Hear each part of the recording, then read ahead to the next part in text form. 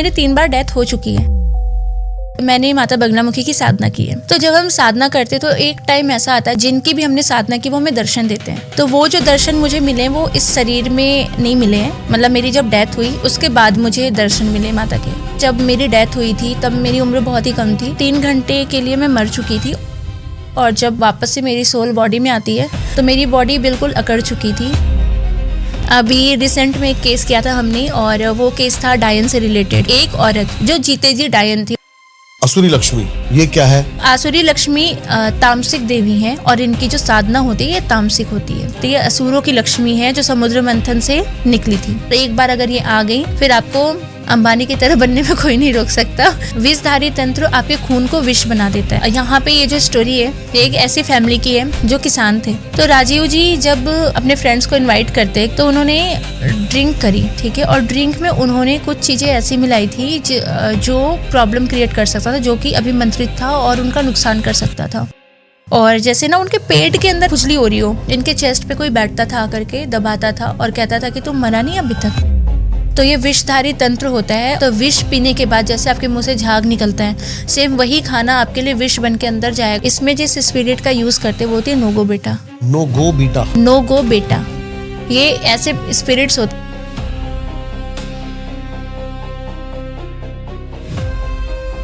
Guys, दारियल one पर एक ऐसा पॉडकास्ट जिसमें आपको मिलेंगे अंधेरे के वो राज जो दुनिया से छुपाए जाते हैं। इस बार हमने बुलाया है एक लेडी तांत्रिक जिन्होंने खुद अपने जीवन में मृत्यु के बाद जिंदा होने का अनुभव किया है। उन्होंने बताया कैसे एक असली डायन बनती है, क्या होता है हांडी चलाकर मारन, और असुरी लक्ष्मी पूजा के छुपाए जाने वाले सिद्धांत। इस पॉडकास्ट में है एक डायन का केस, एक किसान का भयानक हॉरर एनकाउंटर और सात्विक तंत्र का द्वार, प्रॉब्लम सॉल्व करने का असली तरीके। सब कुछ खुला है इस पॉडकास्ट के अंदर। जहां आत्मा भी आकर रुक जाए वहां से शुरू होती है ये पॉडकास्ट की कहानी। सब्सक्राइब करें अभी के अभी द रियल वन को, फॉलो करें हमें फेसबुक और इंस्टाग्राम पर, और अब ये पॉडकास्ट आप स्पॉटिफाई पर भी सुन सकते हैं। लिंक सारे डिस्क्रिप्शन में है। जैसे पैरानॉर्मल आप इन्वेस्टिगेशन करते हो तो उसमें गैजेट्स यूज होते हैं या फिर क्या क्या गैजेट्स यूज होते हैं, पहले तो आप ये बताओ। हम गैजेट्स बहुत कम यूज़ करते हैं। अच्छा। हम जो हमारी जो एनर्जी है हम उसको ज़्यादा यूटिलाइज करते हैं उस चीज़ में। और गैजेट्स आप वहाँ यूज़ करते हो जहाँ पे आपको चीज़ों को देखना है। जैसे कि एक खुले कमरे में आप देखना चाहो, बंद कमरे में, या फिर किसी ऐसी जगह पे आप जाना चाहो जहाँ पे आप एनर्जीज को देखना चाहते हो। जब हम बिना किसी गैजेट्स की एनर्जी को देख सकते तो हमें गैजेट्स की ज़रूरत पड़ती भी नहीं है, क्योंकि हम जैसे आपको देख रहे हैं वैसे हम एनर्जीज को भी देख सकते हैं सीधा सीधा। थोड़ा प्रोसेस बताओ पूरा इसका पैरानॉर्मल इन्वेस्टिगेशन का जो आप। ओके, तो पैरानॉर्मल इन्वेस्टिगेशन जैसे बहुत जगह आपने देखा होगा कि लोग घरों के कर रहे हैं, ठीक है, जंगलों में जाके कर रहे हैं, भूत को ढूंढ ढूंढ के लेके आ रहे हैं कि वहाँ कुछ है या नहीं है। तो हमारा बेसिकली ऐसा बिल्कुल भी नहीं है। हमारी जो इन्वेस्टिगेशन होती है वो ह्यूमन बॉडी पे होती है या फिर किसी ऐसे घर पे होती है जहाँ पे लोगों को रहने में प्रॉब्लम हो रही है। जैसे किसी का रेसिडेंस है, अब कोई भी अपना घर बनाता है तो उसकी आप ये समझ सकते हो या तो वो उसकी पुश्तैनी होती है या फिर उसने अपनी पूरी ज़िंदगी की कमाई लगा करके एक घर बनाता है वो, ठीक है।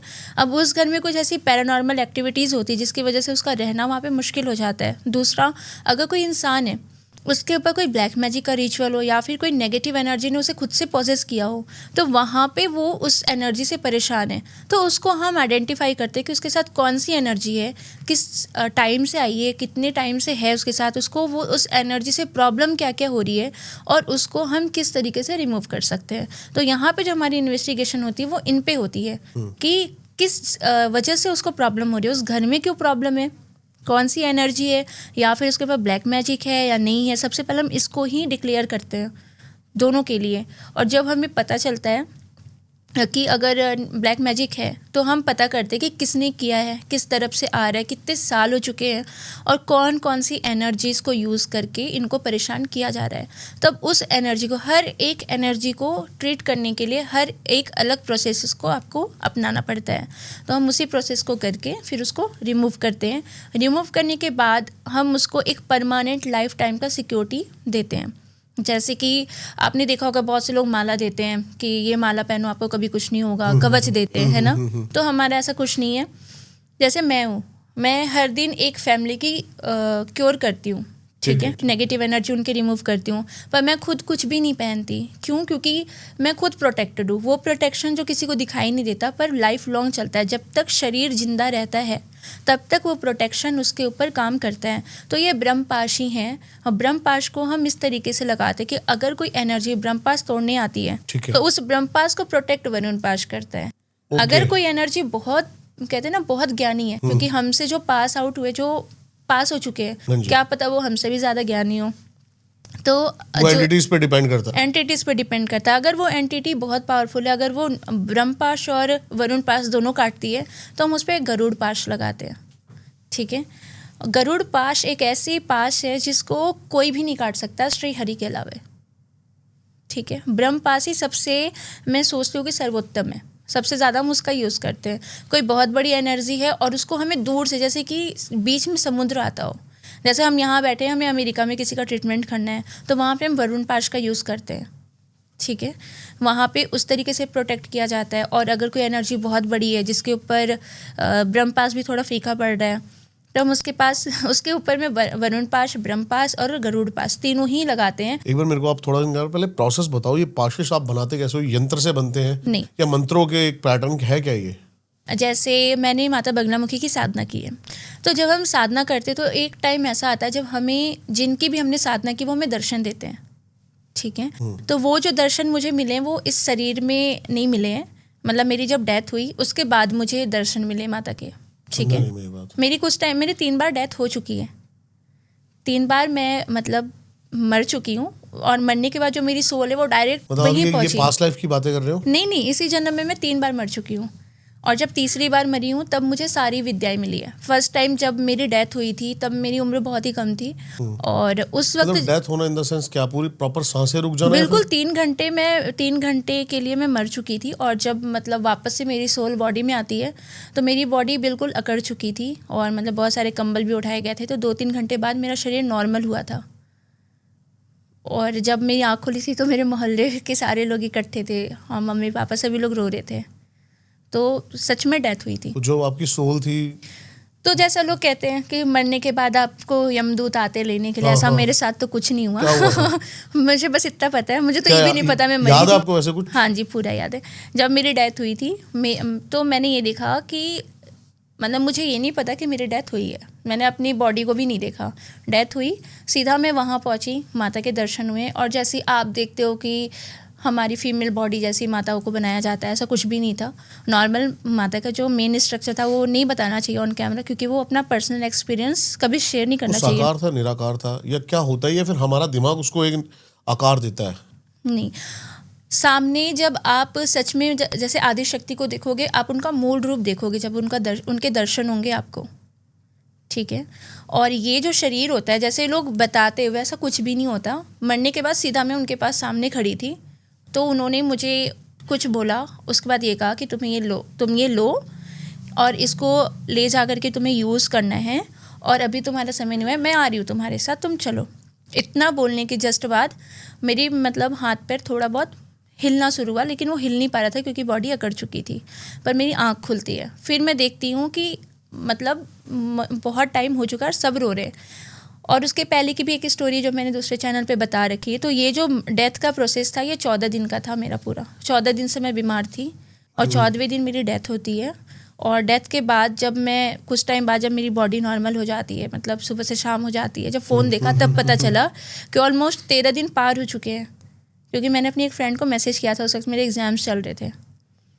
तो जब मैं उठा के फ़ोन देखती हूँ तो मैं कहती हूँ मम्मी मैं 13 दिन थी कहाँ। मतलब मैं 13 दिन से पूरी लॉस्ट थी। और 14वें दिन मेरी जो ये सोल थी वो छोड़ के जाती है शरीर को। ठीक है, तो वहाँ पे जब मरने के बाद जब सोल जाती है, जिसको माता के दर्शन होते हैं, मतलब एक तरीके से माता को दर्शन ही देना था।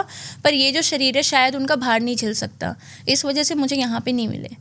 वहाँ पे गई, फिर एक विद्या मिली, पर मुझे उसका यूज़ करना नहीं आया क्योंकि मेरी उम्र भी कम थी। फिर मतलब मैंने ली दीक्षा, फिर स्टार्ट किया, जर्नी स्टार्ट की। फिर शादी होती है, शादी के बाद फिर और आगे बढ़ी, फिर शादी के बाद एक बार और डेथ होती है, फिर और आगे बढ़ी। तो लास्ट जब माता के पूरे दर्शन होते हैं उस वक्त जैसी जैसी चीज़ें बताई जाती वो सारी चीज़ें मुझे देखने को मिली थी। मैं आपको थोड़ा सा यहाँ पे इंटरप्ट करना चाहूँगा, मेरी बात का बुरा मत मानना आप, लेकिन कई ऐसे भी केसेस होते हैं कि कोई किसी के ऊपर कोई प्रेत होता है, कुछ होता है और वो अपने आप को माता बताते हैं। वो चीज़ नहीं है। जब आप मर चुके हो तो आसपास के लोग तो मान रहे ना, डॉक्टर ने ये कह दिया कि इसकी डेथ हो चुकी है, मेडिकल अप्रूव कर रहा है कि मेरी डेथ हो चुकी है, और वाकई मेरी डेथ हो चुकी है। और मरने के 5-6 घंटे बाद मतलब हो सकता है कि शायद उस वक्त सब सारे रिचुअल्स होने के लिए भी शुरुआत हो गई हो, सारे रिलेटिव आ गए हो, तब आपकी आँख खुलती है, तब आप देखते हो कि हाँ आप सच में आपकी डेथ हो चुकी थी। क्योंकि मैं भी बहुत बचपन से ही मतलब कह सकते हो कि मैं दिल से भगवान को बहुत मानती थी, पर मैं थी नास्तिक, तो मैं भी बहुत जांच परख करती हूँ हर चीज़ पे, और अब भी मेरी यही हालत है। तो मैं भी अभी इस वजह से मेटाफिजिशियन कहती हूँ अपने आप को, क्योंकि मैं मेटाफिजिक्स पे काम करती हूँ। किसी भी चीज़ को अगर किसी ने कुछ बोला तो मैं इस तरीके से नहीं मानती जब तक मैं उस चीज़ को प्रूफ ना कर लूँ। तो इस तरीके से डेथ होती गई, 3 बार डेथ हुई, फिर पूरी जो चीज़ें हैं वो मिली हैं। उसके बाद जो टेक्निक्स हैं वो टेक्निक्स हमें डायरेक्ट ऐसे साधना करती बार ही मिलती है। ठीक है, हम वरुण पाश पे थे जी। कि कैसे वो बनता है। वरुण पाश एक मंत्र होता है, ठीक है, जो आपको साधना के टाइम में मिलेगा। ठीक है। उसके बाद आपको उसको यूज़ कैसे करना है, टेक्निक आपको वो ही शक्ति गाइड करती है जिसकी आपने साधना की है। ठीक है। तो माता बगला ही साधना क्या करती कभी है। ऐसे जो शक्तियाँ होती है वो बैकफायर कर जाती हैं कभी कभी? नहीं, बैकफायर आपको वो शक्तियाँ करेंगी जो कि अशुद्ध है। मतलब जैसे मान लो मैं एक इंसान हूँ, ठीक है, हाँ जी। और मुझे तांत्रिक बनने का शौक है, और मैंने क्या किया, किसी गलत एनर्जी को सिद्ध कर लिया, क्योंकि गलत एनर्जी जल्दी सिद्ध होती है, और देवी देवता की अगर आप साधना करते हो तो बहुत लंबा टाइम पीरियड जाता है। ठीक है। तो वो जो गंदी एनर्जी है उससे मैंने कहा कि जाओ दीपक का कुछ आप नुकसान करके आओ। वो गई, दीपक का नुकसान किया, लेकिन दीपक के पास पहले से प्रोटेक्शन है, तो वो जो प्रोटेक्शन है ना उस वक्त तो मुझे बैकफायर करेगी, ठीक है। लेकिन अगर जब मैं किसी का गलत कर ही नहीं रही हूँ, और ना तो मैं करवा रही हूँ, ना मेरे पास कोई ऐसी एनर्जी है, तो मेरी एनर्जी शुद्ध है, जिसके पास गई उसके पास पहले से प्रोटेक्शन है, तो मैं भी प्रोटेक्शन का या हीलिंग का ही काम करूँगी। अगर मैं अच्छा काम कर रही हूँ तो वो एनर्जी मुझे कभी बैकफायर नहीं करती है। अभी जो आप तंत्र का प्रोसेस यूज करते हो वो है क्या? तामसिक है, सात्विक है? सात्विक है, प्रॉपर सात्विक है? प्रॉपर सात्विक। लेकिन कहते हैं कि तामसिक से नहीं जीत पाता कभी कभी सात्विक जो है, बिल्कुल स्लो गलत। प्रोसेस है, कमजोर है। नहीं, देखो यही सबसे बड़ी गलती है, और जो लोग आकर के आजकल गलत बातें फैलाते हैं ना कि सात्विक तामसिक दोनों इक्वल है, पर यहाँ पे सारा खेल जो है वो फ्रीक्वेंसी का है। जब हम मैं आपको साइंटिफिकली बताती हूँ, ठीक है। जैसे आपने जाप किया ओम नमः शिवाय, ओम नमः शिवाय, तो क्या हो रहा है, बहुत स्लोली बोल रही हूँ मैं, इससे क्या हो रहा है, मुझे पीस मिल रही है ना, तो क्या हो रहा है, मेरा जो वाइब है वो पॉजिटिव हो रहा है। लेकिन मैं कह रही हूँ ओम नमः शिवाय, ओम नमः शिवाय, ओम नमः शिवाय, इससे क्या हो रहा है, वाइब जो है स्ट्रॉन्ग हो रही है मेरी, है ना, जैसे कि स्पीड बढ़ रही है, इसकी फ्रीक्वेंसी बढ़ रही है, वाइब्रेशंस बढ़ रहे हैं, ठीक है। जैसे आप कर रहे हो ओम, ठीक है, तो इसमें नीचे जा रहा है आपका स्वर, ठीक है, आप बहुत ही पोलाइटली, मतलब ये केवल आपको मिल रहा है, इसकी फ्रीक्वेंसी डाउन हो रही है, आप खुद देखो ओम, ठीक है। जब आप कहोगे ओम तो ये ऊपर जा रही है, तो इसकी फ्रीक्वेंसी जो है, ये फ्रीक्वेंसी ही हमें साधना के माध्यम से हमारे देवी देवता से मिलाती है। जो फ्रीक्वेंसी और जो वाइब्रेशंस निकलती है ना जाप के टाइम में, चैंटिंग के टाइम में, तो ये फ्रीक्वेंसी सीधा यूनिवर्स से कनेक्ट करती है। क्यों कहते हैं कि भगवान ऊपर रहते हैं? क्योंकि पूरा यूनिवर्स ही भगवान है। भगवान इलेक्ट्रोमैग्नेटिक पावर है, ठीक है। भगवान को कहते हैं ना निराकार है। आप ब्रह्मांड में जाओ, वहाँ पे आपको सभी छोटे बड़े क्रिस्टल्स दिखाई देंगे। भगवान का कोई शरीर आपको नहीं दिखाई देगा कभी भी। तो भगवान कभी भी कैसा भी शरीर ले सकते हैं आपके लिए, ठीक है। जैसे ये जो मैंने जैसे मंत्र चैंट किया, फ्रीक्वेंसी क्रिएट हुई, वाइब्रेशंस हुई, उससे फ्रीक्वेंसी क्रिएट हुई। ये फ्रीक्वेंसी यूनिवर्स में जाके टैली कर रही है। जब वहाँ पे फ्रीक्वेंसी मैच करती है ना, तो जब ये मेरी वाइब और फ्रीक्वेंसी की यूनिवर्स की वाइब फ्रीक्वेंसी दोनों आकर के एक जगह मैच करती है, तो मैंने शिव जी का ध्यान किया, शिव जी को माना, तो वो यूनिवर्स की जो फ्रीक्वेंसी है वो शिव जी के रूप में मुझे दर्शन देती है, ठीक है। तो ये जो फ्रीक्वेंसी का ही सारा खेल होता है। अब यहाँ पे जो फ्रीक्वेंसी है ना, ये वहाँ पे टैली कर गई। अब यहाँ पे जब नेगेटिविटी को रिमूव करने की बात आती है या फिर अपना कोई काम करवाने की बात आती है, तब यहाँ पे हम सात्विक जो भी रिचुअल्स करते हैं, जो मैंने आपको जप के बारे बताया, सेम ऐसे ही हवन भी होते हैं जो नॉर्मल होते हैं, तो इसकी फ्रीक्वेंसी उतनी ही रहेगी जितनी देवी देवता की है। पर अब हम चाहते हैं कि हमें ज़्यादा पावर चाहिए। केवल फ्रीक्वेंसी से काम नहीं चलेगा या केवल पावर से नहीं चलेगा, हमें इससे ज़्यादा एनर्जी भी चाहिए। तब वहाँ पे जो ब्लड का यूज़ होता है, ब्लड में सबसे ज़्यादा मैग्नेटिक पावर होता है, इस वजह से बलि प्रथा चलती है, इस वजह से ब्लड का यूज़ होता है ताकि हमारी फ्रीक्वेंसी जल्दी जल्दी बढ़े और जल्दी जल्दी काम हो। सात्विक है वो धीरे धीरे जाएगा, जैसा आपने कहा वो स्लोली चलता है आराम आराम से, लेकिन अगर वहीं पे आपने ब्लड दिया तो उसकी फ्रीक्वेंसी हो गई बहुत ज़्यादा हाई, तो वो तुरंत पहुंचता है। ठीक है, तो यहाँ पे जो बलि दी जाती है या फिर जो ब्लड का या सात्विक तामसिक का जो खेल है वो सब फ्रीक्वेंसी पे लोग करते तो हैं पर उनको पता नहीं चलता। ठीक है, तो जैसे बहुत से लोग नींबू की बलि देते हैं, बहुत से लोग कद्दू की बलि देते हैं, तो वो सात्विक बलि आती है, वो नॉर्मली चलती है। ठीक है, अब वहीं पे आपने किसी का ब्लड दे दिया, या फिर बहुत से लोग अपनी गर्दन काट के चढ़ा देते हैं भगवान को तो ये जो खून बह रहा है ना जानवरों में और हम में, ये लाल रक्त है, इसमें सबसे ज़्यादा फ्रीक्वेंसी है। और नर बलि या पशु बलि इसलिए दी जाती है क्योंकि पशुओं में और नर में सबसे ज़्यादा पानी है, सबसे ज़्यादा खून है, मांस से और हड्डियों से ज़्यादा खून बह रहा है उनमें, है ना। तो लिक्विड है, तो लिक्विड में सबसे ज़्यादा मैग्नेटिक पावर होता है, जो इलेक्ट्रोमैग्नेटिक पावर मतलब भगवान को टैली करने में सबसे ज़्यादा पावरफुल होता है। तभी कहते हैं कि इंसान का जो जन्म मिला है आप जब तक करो, इसीलिए कहा जाता है क्योंकि ये जो शरीर की फ्रीक्वेंसी है ना वो उनसे जल्दी टैली करेगी। ठीक है, ठीक है। केसेस पे आते हैं थोड़े से, कैसे केसेस आते हैं आपके पास? केसेस मेरे पास सारे वियर्ड आते हैं जो कहीं किसी का काम नहीं होता, तो वो सबसे सारे वियर्ड केस के बारे में बात करते हैं फिर। अभी रिसेंट में एक केस किया था हमने, और वो केस था डायन से रिलेटेड। तो डायन, सबसे पहले लोग सोचते कि डायन मर चुकी है वो है, या फिर कोई जिंदा औरत है वो है। तो यहाँ पे ये दोनों चीज़ें टैली करती हैं इस बात से कि एक औरत जो जीते जी डायन थी वो मरने के बाद भी डायन ही होती है, क्योंकि उसकी कहीं मुक्ति ही नहीं होती। क्यों नहीं होती? डायन का एक सिंपल सा रिचुअल होता है छोटे से मंत्र से, और उनके मंत्र जो होते हैं वो राग में होते हैं, गाने में होते हैं। जैसे आप गा रहे हो ना नॉर्मली, अभी सैयारा मूवी का गाना है, ठीक है, आप नॉर्मली वो गाना गा रहे हो, उसी तरीके से उनका मंत्र होता है। 24 आवर्स में आप डायन बन सकते हो। ठीक है, इसका रिचुअल मैंने और भी दूसरे पॉडकास्ट में बता रखा है कि अपने ही मल से और अपने ही मूत्र से आंगन को लीपना होता है और उसी जगह बैठ करके आपको रात में जपना होता है। सबसे ज़्यादा ये दिवाली के समय होता है। ठीक है, नहीं तो अगर आप बीच में अगर टाइम पीरियड चाहते हो तो शनि अमावस्या पे आप ये चीज़ कर सकते हो। तो जो डायन का रिचुअल है ये 3 तरह की होती है डायन। ठीक है, नरपवी, पावकी और ढैया। ढैया जो डायन होती हैं ये मंत्रों से सिद्ध करके बनती हैं। फर्क क्या है तीनों में? और हाँ, वही बता रही हूँ मैं, थोड़ा एक्सप्लेन करके। हाँ, जो डायन है जो मंत्रों का जाप करके बन रही है डायन, वो ढैया डायन है, वो सबसे वीक होती है। फिर होती है नरपवी, जो कि नॉर्मली ये छोटे मोटे मुर्गों की बलि देती है, बकरों की बलि दे करके उनके खून की बलि चढ़ा करके डायन बनती है। लास्ट में होती है पावकी।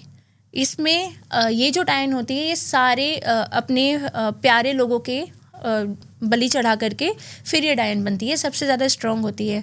और अगर इसको कोई हराने जाएगा तो नहीं हरा सकता। क्यों? क्योंकि इसके साथ अय्यर राक्षस होता है।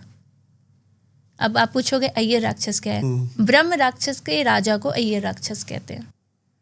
मतलब ये ब्रह्म राक्षस से भी बहुत ज्यादा पावरफुल है? पावरफुल है, ब्रह्म राक्षस का राजा है ये। जैसे जिन आप सुनते हो, तो जिन का राजा सुल्तान जिन है, जो आपको शमशान में भी मिलेगा और आप उससे हेल्प भी ले सकते हो अगर आपको कोई जिन बहुत ज़्यादा परेशान कर रहा है। तो ऐसे ये ब्रह्म राक्षस का राजा है अय्यर राक्षस। ठीक है, तो इन डायनों के पास वो चीज़ होती है, वो शक्ति होती है।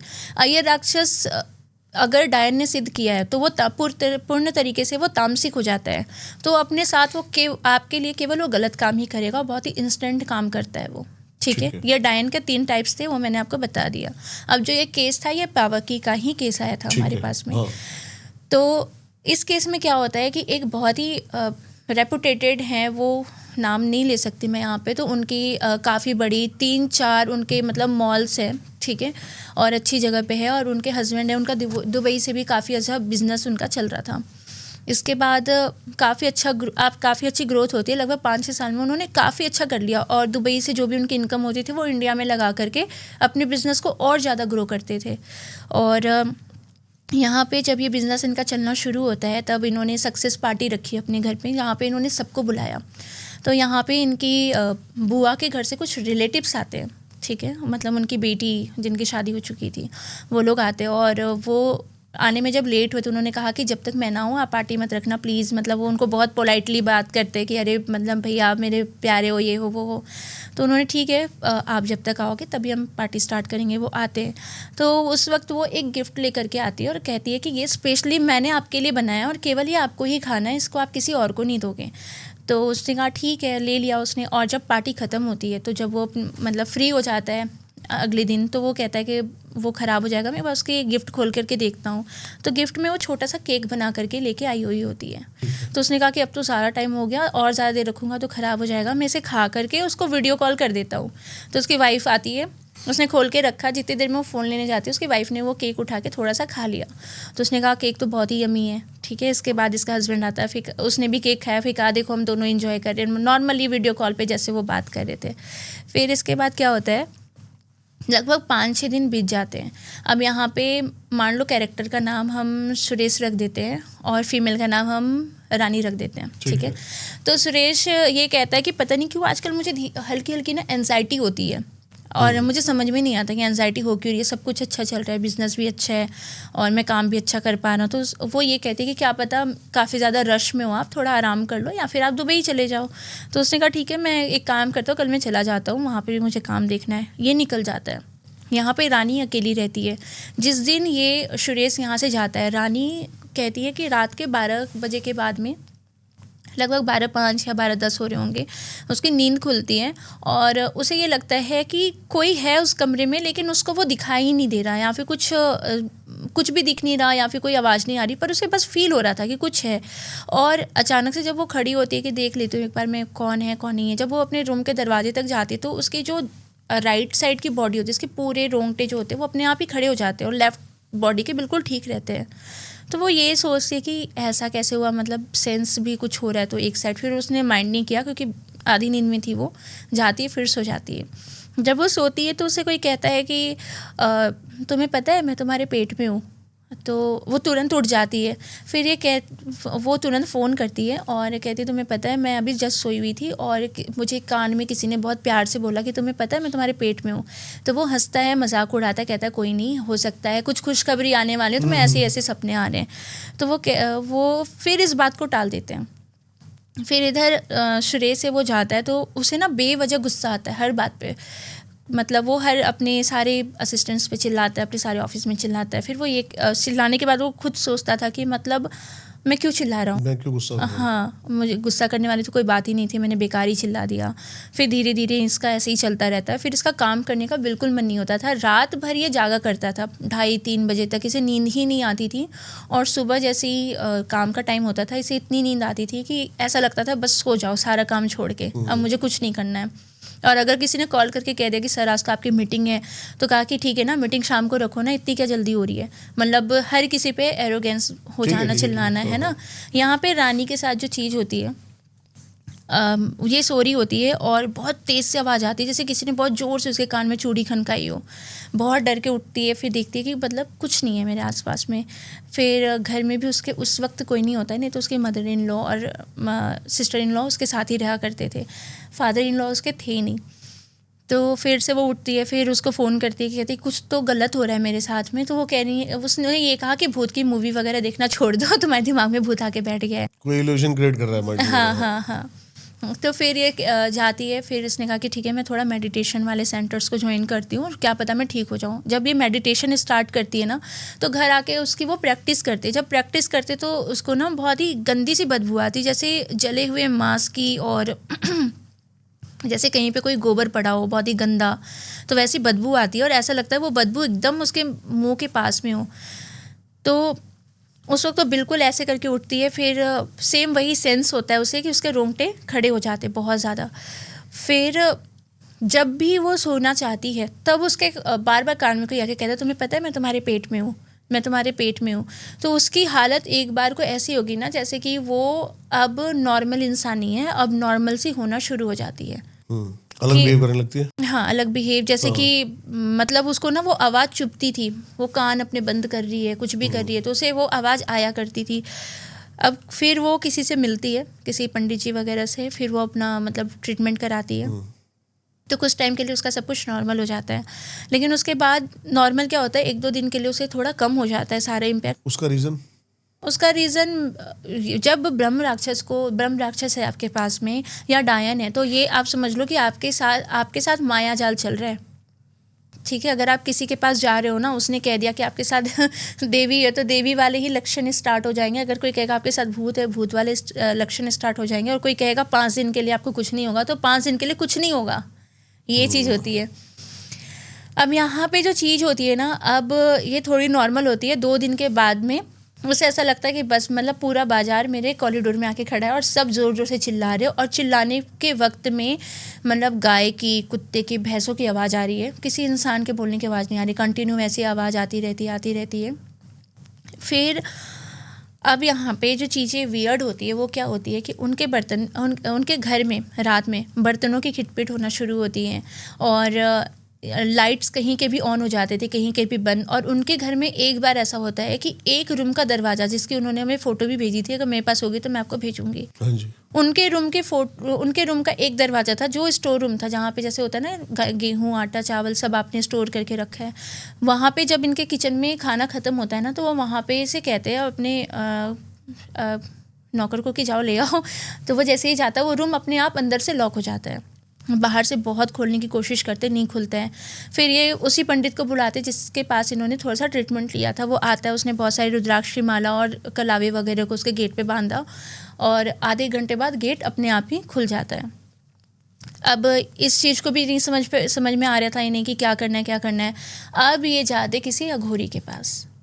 अब वो अघोरी करता तो कुछ नहीं है, लेकिन इनको और वो गलत चीज़ों में बांध देता है। वो देता है शमशान की राख इनको कि आप अपने घर पे लेकर के जाओ, और इसको आपको क्या करना है, शमशान की राख घर के सेंटर में रखना, और वहाँ पे आपको 5 फल और 5 फूल रखने हैं, और 5 मिठाई रखनी है, और अगरबत्ती लगानी है आपको 5। आपके घर में जो भी स्पिरिट्स है वो रिमूव हो जाएंगी। यहाँ पे उन्होंने आके ये चीज़ें की, करने के बाद और ज़्यादा सिचुएशन इनकी मतलब उल्टी हो गई कि जो केवल यहाँ पे रानी को फील हो रहा था, वो उसकी sister in law, mother in law दोनों को फील होता है। अब यहाँ इनके साथ सेक्सुअल हरासमेंट स्टार्ट होता है, और वो सेक्सुअल हरासमेंट इस तरीके का था कि ये जगे हुए हैं या बैठे हुए हैं या सोए हुए हैं। कभी कभी जैसे इनका बताना ये था कि जब इन्होंने केस स्टडी मैंने इनकी की थी, ये कहते थे कि कपड़े इनके अपने आप निकल जाते थे, चाहे दिन में ही अपने घर में क्यों ना खड़े हों। इस तरीके से चीज़ें इनके साथ हुआ करती थी। और अब जो चीज़ें थी वो बहुत ज़्यादा ख़राब होने लगी, क्योंकि यहाँ पे पहले ही इनके साथ अलग रिचुअल्स हो रखे थे, यहाँ अलग ही रिचुअल इन्होंने इससे करा लिया। फिर पॉडकास्ट के थ्रू इन्होंने हमारी वीडियो वगैरह देखी थी। इसकी नंद कहती है, मतलब सिस्टर इन लॉ कहती है कि ये भाभी एक बार आप इनसे कांटेक्ट करके देखो, और हम भी साथ में रहेंगे, तो हम देखते क्या बताते हैं। फिर जब इस वक्त कांटेक्ट होती है तो स्कैनिंग करती हूँ, जैसे मैं फ़ोटो स्कैन, तो मैंने बताया स्टार्टिंग से जो चीज़ें हुई। मैंने कहा ये ज़्यादा पुराना तो आपका है नहीं, 5 to 6 मंथ ही पुराना चल रहा है आपका, और ऐसी चीज़ें हुई है, और आपने किसी से ट्रीटमेंट भी लिया, तो ये चीज़ें हुई हैं। फिर उसने कहा कि हाँ बिल्कुल समथिंग ऐसा ही चल रहा है। वहाँ सुरेश बिल्कुल नशे में की हालत में धुत, उसे अपने काम धंधे से कोई लेना देना नहीं है, कभी वो कहीं पड़ा है, कभी कहीं पड़ा है। फिर उसको बुलाया जाता है, तो कुछ लोगों को भेजा जाता है, फिर वो ले करके उसे आते हैं।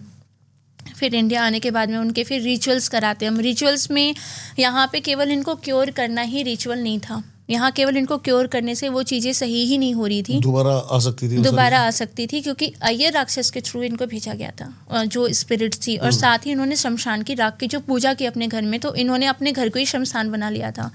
तो खैर इनकी पर्सनल हीलिंग, जैसे कि बॉडी में से नेगेटिव एनर्जी को रिमूव करना, तो इसके लिए मैक्सिमम हमें आधे घंटे लगते हैं। आधे घंटे में कितनी बड़ी एनर्जी हो वो रिमूव हो जाती है, ठीक है।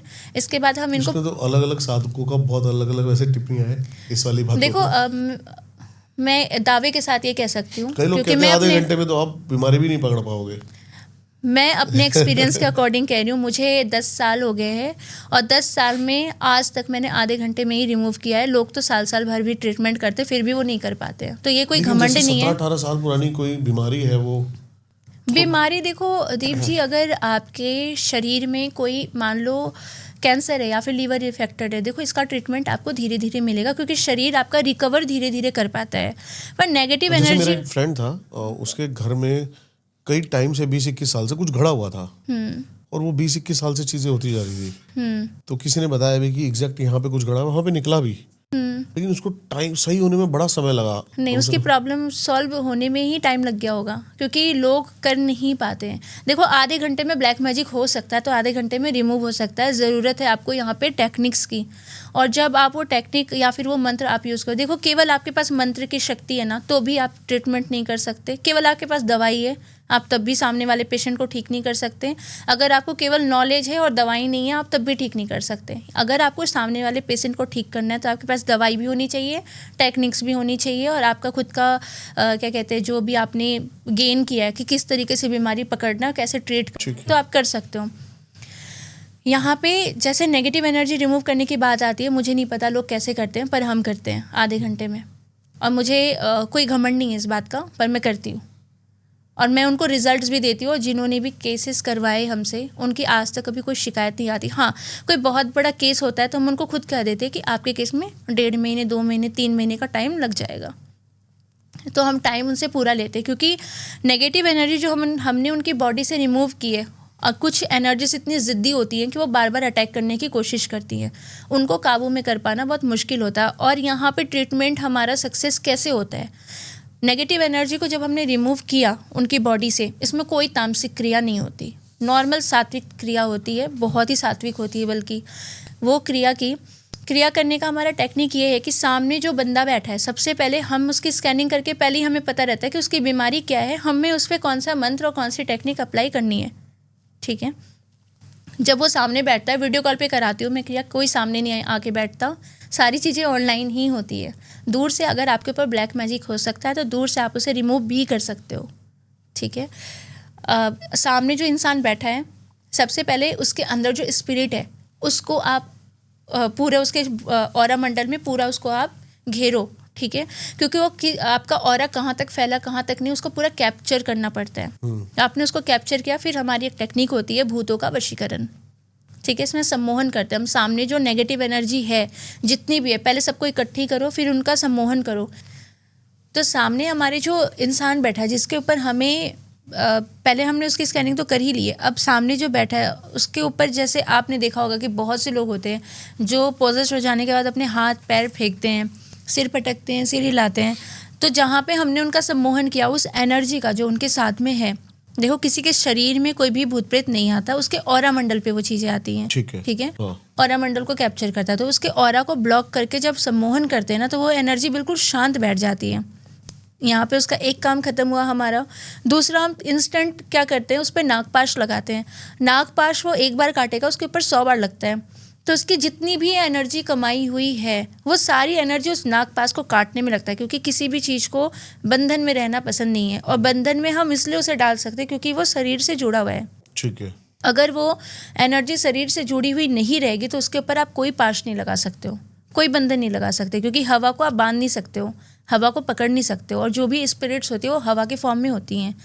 तो वहाँ पे हमने उसको ब्लॉक किया, वो अपनी सारी एनर्जी नागपाश काटने में लगाता है। उसी वक्त हम ये देखते हैं कि किस मंत्र को यूज़ करके उसको भेजा गया है, क्योंकि किसी भी एनर्जी को ना किसी एक इंसान के साथ बांधा जाता है मंत्रों के थ्रू। ठीक है, तो वहाँ पे वो मंत्र हम पता करते हैं और उसी मंत्र को हम काटते हैं। जैसे ही वो मंत्र कटा, उस एनर्जी की पावर वहाँ से ब्रेकआउट हो जाती है, ख़त्म हो जाती है। ओके, वो ऐसे ही बेचारा हो गया अपना सारी एनर्जी लॉस्ट करके।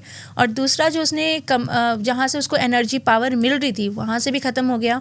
अब ये बिल्कुल खाली हो जाता है। तुरंत ही इसे हम साइड कर देते हैं। साइड करने के जस्ट बाद हमने इस पर ब्रह्मपाश इंसान पे और वरुण पाश और गरुड़ पाश तीनों लगा दिया। अब यहाँ पे ये पाश लगने के बाद वो एनर्जी जब अटैक करने जाएगी ना, तो ये पाश ही उस एनर्जी से लड़ते हैं। ठीक है, अब इस एनर्जी का हम दाह संस्कार करते हैं। जो एनर्जी थी उसका दाह संस्कार किया हम। ठीक है, दाह संस्कार से 50% उसे मोक्ष तो उसी दिन मिल गया। मोक्ष तो किसी को नहीं मिलता, लेकिन उस योनि से वो आधा पार हो गया, पास आउट हो गया। हाँ जी। अब यहाँ पे जो इंसान है वो सिक्योर है लाइफ टाइम। जब तक उसका शरीर नहीं मरेगा, वो कभी भी वो हार नहीं सकता। कभी भी वो किसी एनर्जी को नहीं, कोई एनर्जी उसे नहीं हरा सकती। उस पर ना तो किसी ब्लैक मैजिक का असर होगा, ना ही कोई एनर्जी उसे परेशान कर सकती है। पूरी रात वो शमशान में बैठ जाए, उसे कोई एनर्जी छू नहीं सकती। हाँ, सेंस जरूर होगा कि कोई एनर्जी है आसपास, सेंस कराता है ब्रह्मपाश। कोई ब्लैक मैजिक करता है तो सपने में इंडिकेट भी करता है कि आपके ऊपर ब्लैक मैजिक वो इंसान कर रहा है। या कोई आपका दुश्मन है तो उसके लिए भी बताएगा कि आप उससे बच के रहो, वो आपका नुकसान पहुंचाने वाला है। तो ये पाश के बेनिफिट्स होते हैं जो लाइफ लॉन्ग मिलते हैं आपको। और इसके बाद आपको कोई कवच, कोई माला, कुछ भी धारण करने की ज़रूरत नहीं होती। अब यहाँ पे वो एनर्जी जिसको हमने स्पिरिट्स को जो हमने रिमूव किया है, फिर माता बगलामुखी के यहाँ पे हवन होते हैं। ठीक जो है। बहुत बड़ी एनर्जी होती है उनके 90 दिन के हवन होते हैं। जो छोटी एनर्जी है, छोटी एनर्जी मतलब जिनजिनात नॉर्मल वाले, उनके 40 दिन के होते हैं। अब यहाँ पे जो हवन होते हैं माता बगलामुखी के, वो डिपेंड करता है कि वो सात्विक होंगे या तामसिक होंगे, क्योंकि माता के हवन दोनों तरीके के होते हैं।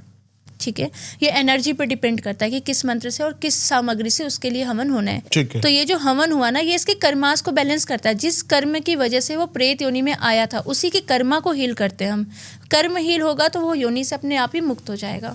फिर जब उसके एक टाइम पे उसके वो कर्म हील हो जाते हैं, जब वो आगे की गति के लिए जाने के लिए तैयार हो जाता है, तब वो आगे ही जाता है।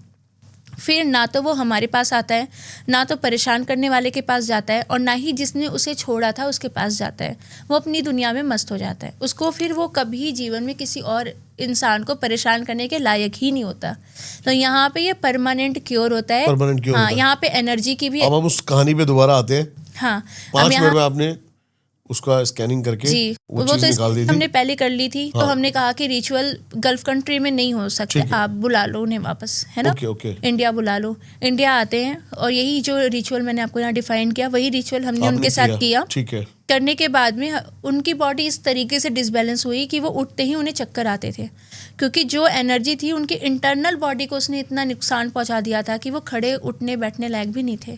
फिर वो जो बॉडी होती है हमारी, वो जल्दी रिकवर हो जाती है, हफ्ते 10 दिन में वो ठीक हो गए। उसके बाद उन्होंने अपना काम तुरंत फिर से स्टार्ट किया।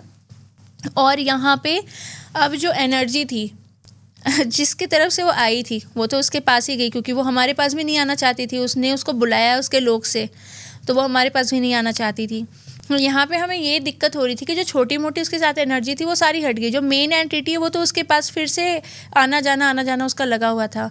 तो यहाँ पे इस एनर्जी को हराने के लिए हमने उसकी जो डायन विद्या जो उसने सिद्ध की थी, हमने उसकी पूरी वो डायन विद्या ही ख़त्म करी। उसका उसने जो कमाया था वही ख़त्म कर दिया। तो वहाँ पे उसकी भी एक टेक्निक होती है, वो मतलब उसमें आपकी जान तक भी जा सकती है, क्योंकि जैसे मतलब वो चीज बैकफायर कर जाती है। हाँ, वो बैकफायर करेगी, क्योंकि वो पूरी तरीके से मुझसे लड़ेगी कि मैं उसकी विद्या को न छीनूं।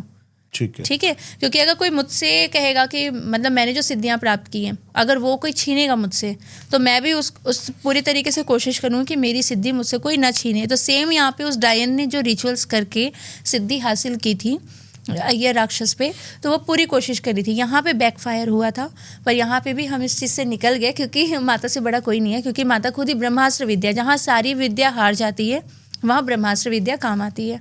तो यहाँ पे इसके जो डायन ने ये जो रिचुअल्स करके अपनी सारी विद्याएं इकट्ठी की थी, उसी वक्त उसकी जब विद्या ख़त्म होती है, तब ये राक्षस इधर आता है, इसके लिए हवन चलते हैं। और ये जो डायन थी ये पूरी तरीके से मेंटली डिसेबल हो जाती है, मतलब इसे पागल खाने में एडमिट किया है, और अब तक वो पागल खाने में ही है।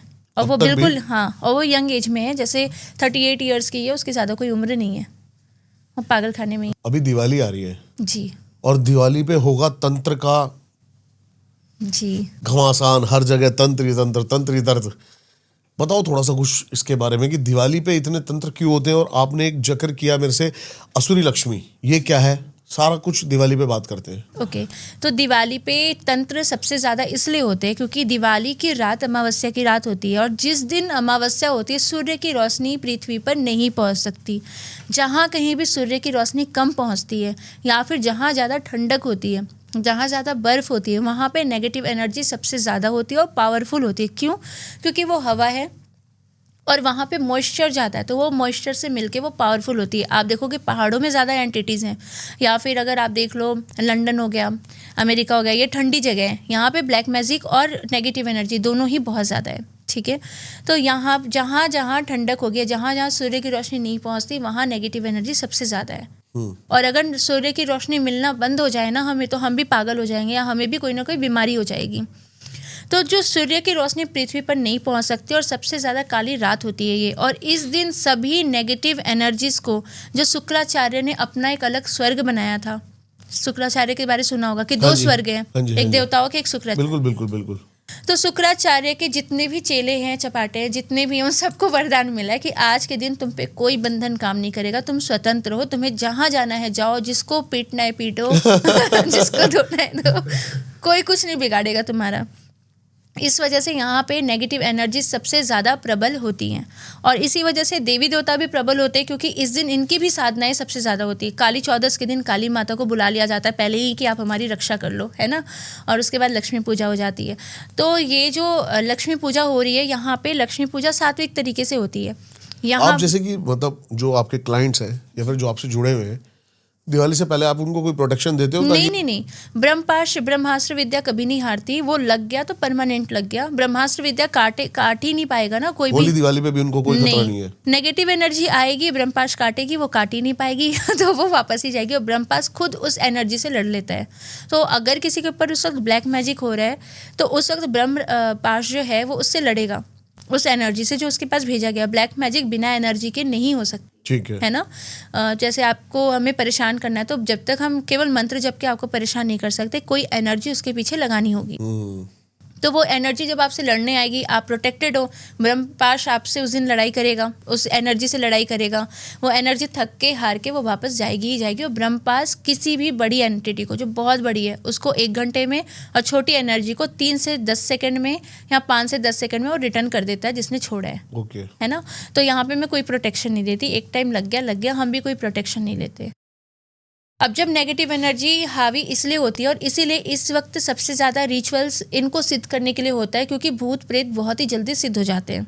देवी देवता को आप नहीं कर सकते हो, तो इसलिए लोग शॉर्टकट लेते हैं। जैसे कहते हैं ना कि जल्दी पैसा कमाए तो शॉर्टकट ले लो तो ये शॉर्टकट ही है जिसके लिए लोग गलत स्टेप चुनते हैं और गलत शक्तियों को सिद्ध करते हैं और लोगों को परेशान करते हैं।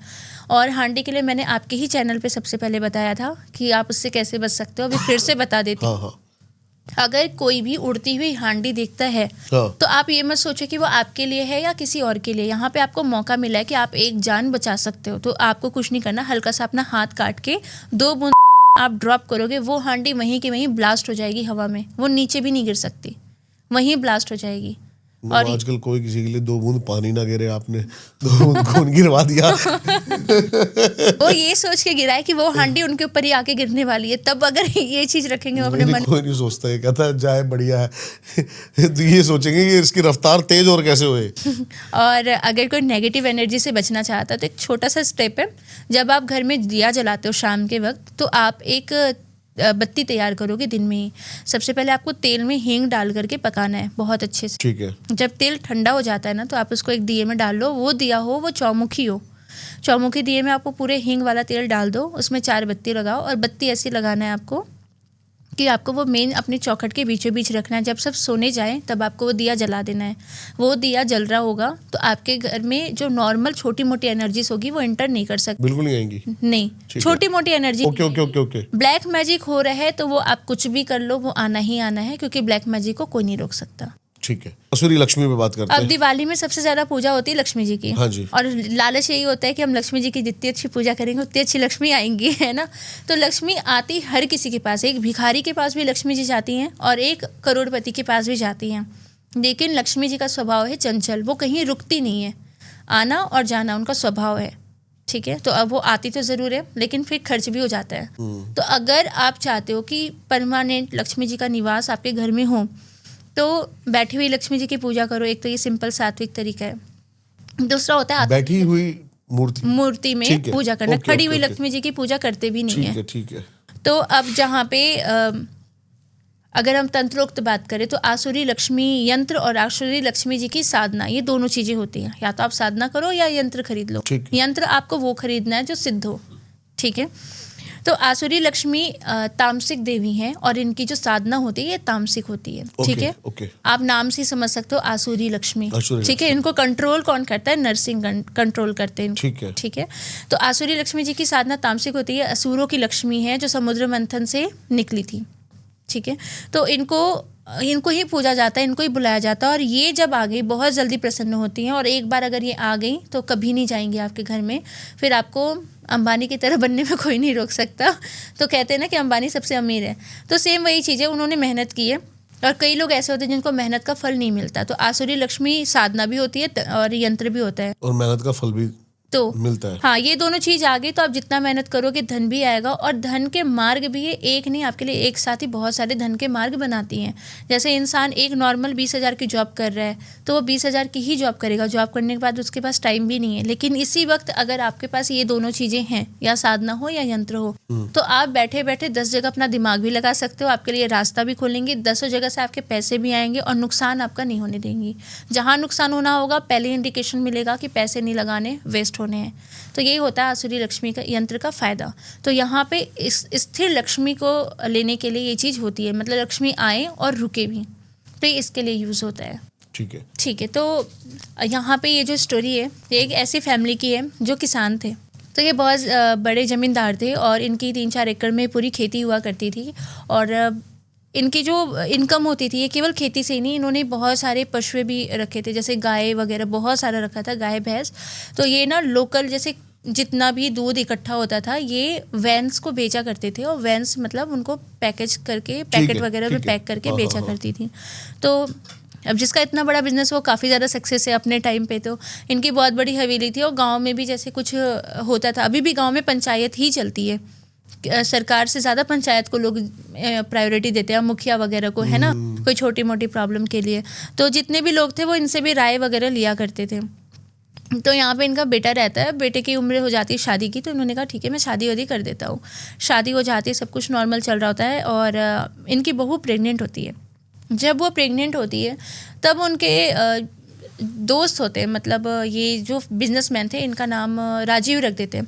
तो राजीव जी जब अपने फ्रेंड्स को इनवाइट करते हैं कि मतलब मेरे घर में खुशियाँ आने वाली, तो हम मतलब सब पूजा वगैरह करा रहे हैं और शाम को पार्टी है। तो पूजा में तो कोई नहीं आता, खैर शाम को पार्टी में सभी आते हैं। तो उन्होंने ड्रिंक करी, ठीक है, और ड्रिंक में उन्होंने कुछ चीज़ें ऐसी मिलाई थी जो प्रॉब्लम क्रिएट कर सकता था, जो कि अभिमंत्रित था और उनका नुकसान कर सकता था। तो उन्होंने ड्रिंक में वो चीज़ मिलाई और उनको राजीव जी को पिलाया। राजीव जी के पीने के 3 दिन के बाद में, जैसे ये जो पार्टी ख़त्म हुई 3 दिन के बाद में, उनकी पूरी बॉडी पे रैशेस होने लग गए और खुजली हुआ करती थी। और जब खुजली होती थी ना, तो वो ब्रुश होता है कपड़े वाला जो बहुत हार्ड होता है, उससे लेके वो रगड़ा करते थे, उससे भी चैन नहीं मिलता था। तो जानवरों के बाल को कॉम्ब करने के लिए मिलता है, मतलब कुत्ते और बिल्ली जो भी पालते हैं वो समझ सकते, उस ब्रश से उसको वो रगड़ा करते थे। मतलब इतनी खुजली हुआ करती थी, और उनकी जो स्किन थी ना वो हवा में उड़ती थी ऐसे ड्राई हो करके, बहुत बुरा हाल हो चुका था। और जैसे ना उनके पेट के अंदर ऐसा लगता था कि पेट के अंदर उनके खुजली हो रही हो, जैसे चुनचुनाहट सी हो रही हो, जैसे चींटियाँ काट रही हो पेट के अंदर। और वो कुछ भी खाते थे तो उनको तुरंत वॉमिट हो जाया करता था। और ये चीज़ चलती है, बहुत मेडिकल ट्रीटमेंट होता है, फिर बहुत सारी वो पूजा कराते हैं। बहुत से लोग कहते हैं कि ये करा लो, बहुत से लोग कहते हैं वो करा लो, मतलब एक मरता क्या ना करता। सही बात है। तो वो हर जगह जाते हैं, जो जहाँ के लिए उनको बोलता है कि आप इस जगह जाओ, ट्रीटमेंट कराओ, आप इस तांत्रिक के पास जाओ, उस पंडित के पास जाओ। हाँ, किसी ने कहा आपको वास्तु दोष है, किसी ने कहा आपकी कुंडली में ये ग्रह खराब है, लेकिन बता सभी रहते हैं, ट्रीटमेंट नहीं हो पा रहा था। ऐसा करते करते उनकी पूरी बॉडी जो थी वो पूरी काली पड़ गई थी, और जो कंधे होते वो पूरे झुक गए थे, और पेट में इनके सूजन बढ़ती ही जा रही थी। शरीर पतला हो रहा था, पेट बड़ा हो रहा था, और पेट में जो चुनचुनाहट है वो ख़त्म नहीं होती थी। कुछ भी खाने के तुरंत बाद वॉमिट हो जाया करती थी। फिर इन्होंने एक बहुत ही बड़े अघोरी को दिखाया, और वो अघोरी आता है, उसने कहा कि ठीक है 15 दिन तुम्हें ये चीज़ खानी है। उसने कुछ दिया खाने के लिए और कहा तुम ठीक हो जाओगे। 15 दिन वो रेगुलर खाते, तो उनसे क्या होता है कि पेट में जो उनकी चुनचुनाहट थी, जो चींटियों के काटने जैसी महसूस होती थी, वो कम हो जाती है। अच्छा। और वॉमिट इनकी बंद हो गई। लेकिन 15 दिन के जस्ट बाद 1-2 दिन बाद वो सपना देखते हैं कि 2-3 लोग उनके सिर के पास खड़े हैं और कहा कि तुम जब चिता में लेटोगे ना तो हम ऐसे ही खड़े रहेंगे तुम्हारे पास। वो बहुत सपने में देखा उन्होंने? हाँ, सपने में देखा कि 3 लोग उनके सिर के पास खड़े हैं और ये कह रहे कि जब तुम चिता पे लेटोगे ना तो हम ऐसे ही खड़े रहेंगे तुम्हारे साथ। वो बहुत घबरा जाते हैं और कहते हैं अरे देखो इसे मारो, इसे चिल्लाओ, मतलब एक होता है ना पागल इंसान जिस तरह से करे, अरे देखो पकड़ो उन्हें, वो मेरे सिर के पास खड़े हैं, वो मुझे मार रहे हैं, पीट रहे हैं, कह रहे हैं चिता पे लेटाएंगे, तुम्हें लेके जाएंगे। तो इस तरीके से खूब चिल्लाते हैं और इतनी तेज़ से जो आवाज़ निकालते कि आसपास के सारे लोग इकट्ठे हो जाते हैं। तो सब उन्हें समझाया जाता है। फिर सब समझ चुके थे कि इनकी बुद्धि ख़राब हो चुकी है, बुढ़ापा भी आ गया है। और वो कहते थे कि जब मैं सोता हूँ तो मेरा बेड बहुत ज़ोर ज़ोर से हिलता है, लेकिन ये चीज़ केवल इनको ही फील होती थी। इनकी पत्नी बगल में सोई है, इनको कुछ फील नहीं होता था।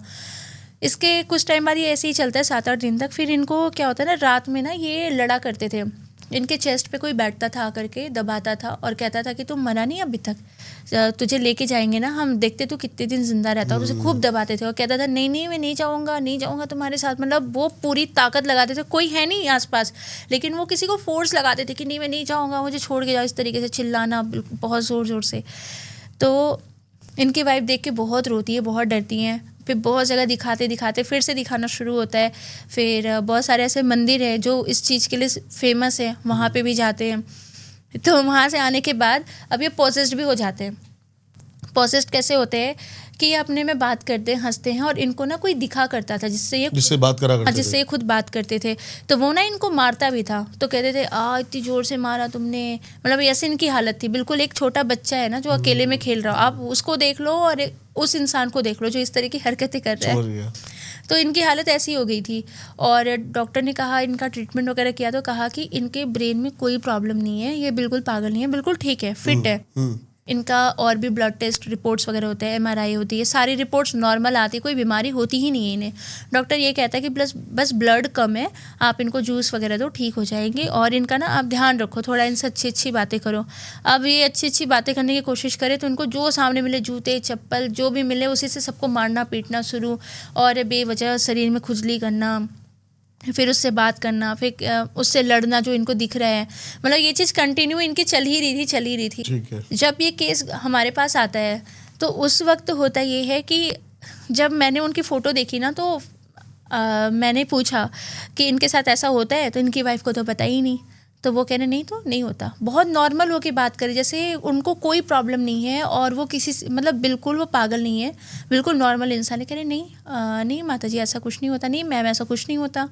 तो मैंने कहा कि मैंने आज तक इतनी स्कैनिंग की है कभी कोई भी स्कैनिंग मेरी गलत नहीं हुई है, तो आज ये चीज़ कैसे गलत होगी। फिर मैंने कहा ठीक है कोई नहीं, अच्छा ठीक है, आपको कोई प्रॉब्लम नहीं है। मैंने उनको ये कहा, और मैंने उनकी वाइफ से कहा कि आप मुझे अपने बेटे से बात कराओ।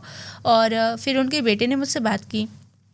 तो मैंने उनके बेटे से पूछा कि पहले ये बताओ, कुछ ऐसी चीज़ें होती जैसे ये चिल्लाते हैं, या फिर रात में इनके मुंह से आवाज़ निकल रही हो, कोई इनको दबा रहा। तो कहा उनके बेटे ने बताया कि हाँ एक बार ऐसा हुआ था, पूरे गांव के लोग इकट्ठे हो गए थे। फिर मैंने कहा कि आप 2-3 दिन, अगर आपको मेरी बात पे यकीन नहीं है तो 2-3 दिन ना आप उन पर नज़र रखो, आपको सारी चीज़ें खुद समझ में आएंगी। फिर जो चीज़ें बताई थी वो सारी चीज़ें सही निकलती है। फिर एक बात सारी सही निकलती है, क्योंकि जो उस इंसान पे बीत रही थी ना, वो पॉजिटिव था पूरा, उसे खुद नहीं पता कि वो क्या कर रहा है। लेकिन जिस वक्त वो मुझसे बात कर रहा था, उस वक्त वो ऐसे बात कर रहा था जैसे वो वही बिजनेसमैन राजीव हो जो पहले था, इस तरीके से। तो फिर इसके बेटे ने कहा कि हम आपके पास लेके आते हैं, आप इनको जल्दी से ठीक कर दो। मैंने कहा जल्दी और देर से कुछ नहीं होता, आप तसल्ली रखो और दूर से ही काम होता है। फिर हमने इनकी वही सेम स्टेप्स होते हैं हमारे, बस यहाँ पे हमारी टेक्निक्स थोड़ी अलग होती हैं, थोड़े मंत्रास अलग होते हैं। जैसे 4 लाख योनि प्रेत की है, ठीक है, तो उन 4 लाख को कुछ तो मुझे ही नहीं पता कि कितनी है कितनी नहीं, जितना मैंने ट्रीट किया उतना ही पता है मुझे। तो हर एनर्जी के लिए ना मंत्र अलग होते हैं, और जो एनर्जी क्रिटिकल हो, जो समझ में ना आए, तो फिर हम यहाँ पे माता की हेल्प लेते हैं कि यहाँ पे इसको कैसे क्योर करना है। इससे हमने इसी तरीके से क्योर किया, क्योंकि मुझे ये नहीं समझ में आ रहा था कि एनर्जीज तो दिख रही हैं, लेकिन वो एनर्जी को मैं आइडेंटिफाई नहीं कर पा रही थी, ये है कौन? मेरे लिए नहीं थी। हाँ, मैंने ऐसी एनर्जी ट्रीट नहीं की थी। ओके। और तंत्र भी मुझे समझ में नहीं आ रहा था कि ये किस तरीके का तंत्र है कि खाना उल्टी से निकल जा रहा है, ब्लड कम है, इंसान फिर भी जिंदा है। सबसे बड़ी बात ये थी। उनको इंजेक्शंस वगैरह से खाना दिया जाता था। उसके बाद उनकी बॉडी में खुजली होना, पेट के अंदर चींटियाँ काटना, तो ये चीज़ मेरे लिए बहुत टफ हो गई थी। फिर मैंने खुद उनसे टाइम मांगा कि मुझे केस आपका समझ में नहीं आ रहा है, मैं एक बार सर से डिस्कस करूँगी। सर थे नहीं उस वक्त। फिर मैंने कहा मुझे थोड़ा टाइम दो, मुझे जैसे इस केस समझ में आता है फिर मैं आपको बताती हूँ। फिर 3-4 दिन बीतने के बाद फिर 5वें-6ठे दिन, मुझे शायद उतने अच्छे से याद नहीं है, 5वें-6ठे दिन मुझे माता से ऑर्डर मिलता है कि ये चीज़ें हैं, मतलब विषधारी तंत्र है ये। विषधारी तंत्र आपके खून को विष बना देता है, ठीक है, और आपका जो खून है उसको वो पानी बनाता है, ठीक है। आपने बादी सुनी होगी? नहीं, मैंने ऐसा बीमारी के बारे में सुना है, लेकिन उसको डॉक्टर भी नहीं पकड़ पाए थे कि खून का पानी बन रहा है। हाँ, वही बादी कहते हैं उसे, ठीक है, खून का पानी बन जाना। तो ये विषधारी तंत्र होता है, और इसमें जो भी आप खाओगे ना वो आपके लिए विष के समान होगा। तो विष पीने के बाद जैसे आपके मुंह से झाग निकलता है, सेम वही खाना आपके लिए विष बन के अंदर जाएगा और झाग बन के बाहर आएगा। इस तरीके से इस तंत्र को किया जाता है। इसमें जो स्पिरिट यूज़ होती है वो होती है नोगो बेटा। इसमें जिस स्पिरिट का यूज़ करते हैं वो होती है नोगो बेटा। नोगो बेटा। जी, ये ऐसे स्पिरिट्स होते हैं जो अनाथ होते हैं और 18 से 19 साल के बीच के ये हुआ ठीक है। ठीक है, मतलब बिल्कुल यंग एज के जो अनाथ बच्चे होते हैं। ये एनर्जीज को विषधारी तंत्र पे छोड़ा जाता है और छोड़ने के लिए इनको आग के पत्ते और मैं ना वो उसका भूल गई, धतूरा, आग के पत्ते, धतूरे और 2 सिगरेट के यूज पे, हाँ मतलब हो गया ये उनका। हाँ जी, हाँ जी। ठीक है। और मंत्र को करके फिर उनको भेजा जाता है। और इस चीज़ का ट्रीटमेंट इसलिए नहीं हो पाता क्योंकि इंसान के, आपने सुना होगा, छाती में पानी भर गया उसकी डेथ हो गई, खून पानी बन गया उसकी डेथ हो गई। इस एनर्जी को क्योर कोई पकड़ ही नहीं सकता, इस वजह से इसका क्योर ही नहीं हो पाता। तो ठीक है। यही कारण होता है। और खुद जब मेरे पास केस आया तो मुझे आपने ये वाला केस पहले कहीं और डिस्कस किया है क्या? बिल्कुल नहीं। चलो ठीक है, फिर हमने आज एक और एंटिटी नोगो बेटा नोगो बेटा दे दी। जी, ऐसे एंटिटीज़ मेरे पास मतलब मैंने 200+ एंटिटीज़ पे वर्क किया है। मैंने और सर ने। तो आप अगली बार आओगे ना तो मैं आपके साथ 2 से 2.5 घंटे का एक एपिसोड बनाऊंगा, बिल्कुल, proper, बिल्कुल। सिर्फ एंटिटीज पे होगा। बिल्कुल। और ऐसी एंटिटीज़ होंगी ना जिसको फेस हर कोई करता है, लेकिन उसको आइडेंटिफाई कर पाना और उसको क्योर कर पाना ये किसी ने नहीं देखा होगा। तो हम उस एंटिटीज़ पे बात करेंगे जिससे लोग ना ये जान समझ भी गया पाए। मैं आपकी बात। ठीक है। हाँ बहुत ही मजा आया ma'am, thank you so much. और बहुत ही मजेदार ये पॉडकास्ट था। थोड़ा सा मैं चाहता हूँ कि आपके साथ ना एक लंबा पॉडकास्ट करा, जी 2 से 2.5 घंटे 3 घंटे का, जी तो वो अभी हम डिस्कस करेंगे। और आप भी अगर चाहते हो कि ऐसी ऐसी एंटिटीज के बारे में सुनना, जरूर हमें कमेंट्स करके बताओ। मैम की सारी डिटेल्स आपको मिल जाएंगी डिस्क्रिप्शन में, जाके जरूर इनसे कनेक्ट करें। आई होप ये पॉडकास्ट आपको पसंद आया हो। बेस्ट पार्ट क्या था जरूर हमें कमेंट्स करके बताएं। मिलता हूं आपसे नेक्स्ट पॉडकास्ट में।